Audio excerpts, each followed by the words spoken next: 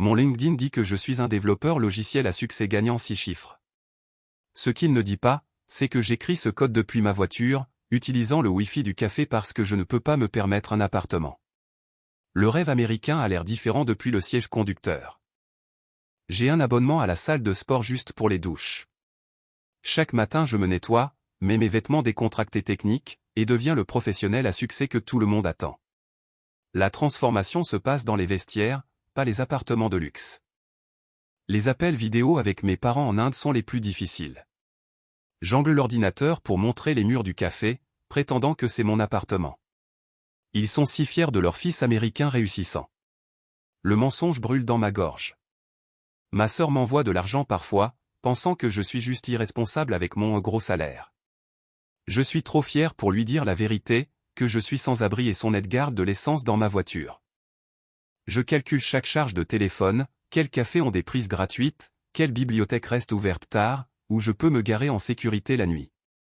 Mon cerveau cartographie toujours la survie, pas les solutions de codage. D'anciens collègues pensent que je fais un travail freelance incroyable. Ils ne savent pas que je prends n'importe quel projet, travaillant depuis des parkings, désespéré pour tout revenu. Le réseau professionnel voit le succès, pas la survie. Les nuits les plus froides je dormais dans les laveries automatiques 24 heures, prétendant attendre ma lessive. Les odeurs de linge chaud des autres remplissaient l'air pendant que je grelottais à une table avec mon ordinateur. J'ai rencontré mon ancien collègue Mike dans un café. Il vivait aussi dans sa voiture. Pour la première fois, je n'ai pas dû prétendre. Nous avons partagé des histoires comme des vétérans de guerre, cachant le même secret. Mike m'a présenté à une rencontre de codage. C'est là que j'ai rencontré Raj Patel. Il m'a regardé différemment, pas avec pitié, mais reconnaissance. Il avait été où j'étais, et a vu à travers ma façade professionnelle. Raj m'a raconté son histoire, licencié, sans abri, construisant son entreprise depuis des ordinateurs de bibliothèque. Vos compétences sont des actifs, pas juste des exigences de travail, a-t-il dit. Le concept a époustouflé mon esprit épuisé. Il a expliqué que le freelance pour des tarifs horaires échangeait juste du temps pour la survie. Je devais construire quelque chose d'évolutif, produit, contrat de conseil, tout ce qui pouvait grandir au-delà de mes heures de codage. Mon premier contrat de conseil est venu via le réseau de Raj.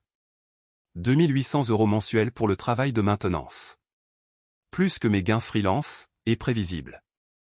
Pour la première fois, je pouvais planifier au-delà de la semaine suivante.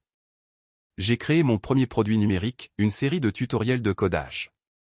Construit dans des bibliothèques pendant les heures creuses. Le premier mois il a fait 750 € pendant que je dormais. Le revenu passif semblait magique après des années d'échange d'heures. Mike et moi avons commencé à nous associer sur des projets. 2 développeurs sans abri construisant une entreprise ensemble depuis des cafés. Notre lutte partagée est devenue notre force partagée, nous comprenions le désespoir de l'autre. Nous avons loué un petit bureau quand notre entreprise pouvait se le permettre. Entré dans cette pièce vide avec des clés en main, j'ai pleuré. 4 murs et une porte représentaient une stabilité inconnue depuis des années. J'ai dit la vérité à ma sœur. Au lieu de déception, elle a pleuré de soulagement. Je savais que quelque chose n'allait pas, a-t-elle dit. Le poids de la tromperie s'est enfin soulevé de notre relation. Mon prochain appel vidéo avec mes parents était depuis mon bureau. Je leur ai montré le vrai espace, raconté la vraie histoire. Leur fierté n'a pas diminué, elle s'est approfondie avec la compréhension de ma lutte. Nous avons remboursé ma dette de carte de crédit des jours de vie en voiture. Voir ce solde à zéro a semblé être libéré de prison financière. Les chaînes de la dette de survie finalement brisées. J'ai obtenu mon premier appartement en 3 ans. La signature du bail semblait plus significative qu'aucun diplôme ou offre d'emploi. 4 murs qui étaient vraiment à moi, pas empruntés ou prétendus. Dormir dans un vrai lit pour la première fois en année, la voiture m'a manqué un moment. Puis je me suis souvenu, c'est ce que la sécurité ressent. L'inconnu est devenu confortable rapidement. Notre entreprise a embauché son premier employé, un jeune développeur qui me rappelait moi-même. L'enseigner a semblé guérir mon propre passé. Le cycle de la lutte se transformant en création d'opportunités. Raj et moi nous rencontrons maintenant comme pairs professionnels. Il dit que j'ai construit quelque chose de plus résilient que lui. L'étudiant comprend les leçons du professeur de façon même le professeur n'a pas anticipé. Je travaille encore depuis des cafés parfois, mais maintenant par choix. Les mêmes espaces qui représentaient la survie représentent maintenant liberté et flexibilité. L'environnement transformé avec ma perspective. Ma voiture est juste un transport maintenant, pas ma maison. Conduire semble différent quand on va quelque part par choix, pas parce qu'on a nulle part ailleurs où être. Le véhicule transformé avec son but. Nous avons lancé un programme de mentorat pour les travailleurs techniques sans abri. Chaque personne aidée semble tendre la main pour tirer mon ancien moi vers l'avant. La lutte devient un but en aidant les autres à échapper. J'ai acheté ma première propriété d'investissement, un petit studio que je loue à un étudiant. Le revenu passif couvre mon ancien paiement de voiture.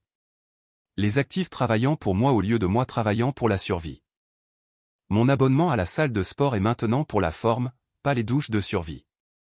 L'entraînement semble célébrer la force de mon corps, pas maintenir une façade professionnelle.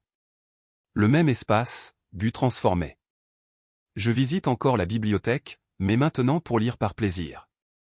Les mêmes chaises où j'ai codé pour la survie me tiennent maintenant pendant que j'explore des idées de croissance.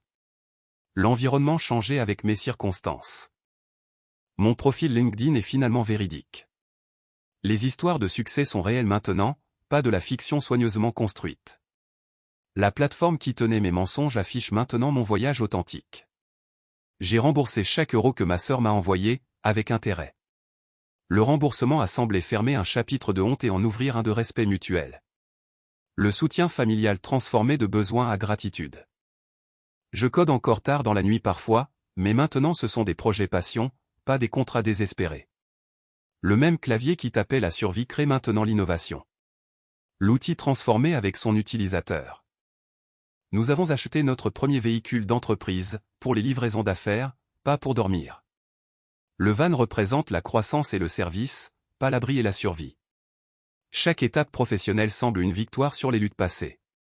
Je parle maintenant dans des conférences techniques sur le sans-abrisme caché dans notre industrie. Chaque discours semble une thérapie, guérissant ma propre honte en aidant les autres à comprendre. La scène devient une plateforme pour la vérité. Mes parents ont visité l'Amérique pour la première fois. Leur montrer ma vraie vie, entreprise, appartement, communauté, a semblé compléter le rêve d'immigrants pour lequel ils ont sacrifié. Le cercle du sacrifice et du succès fermé.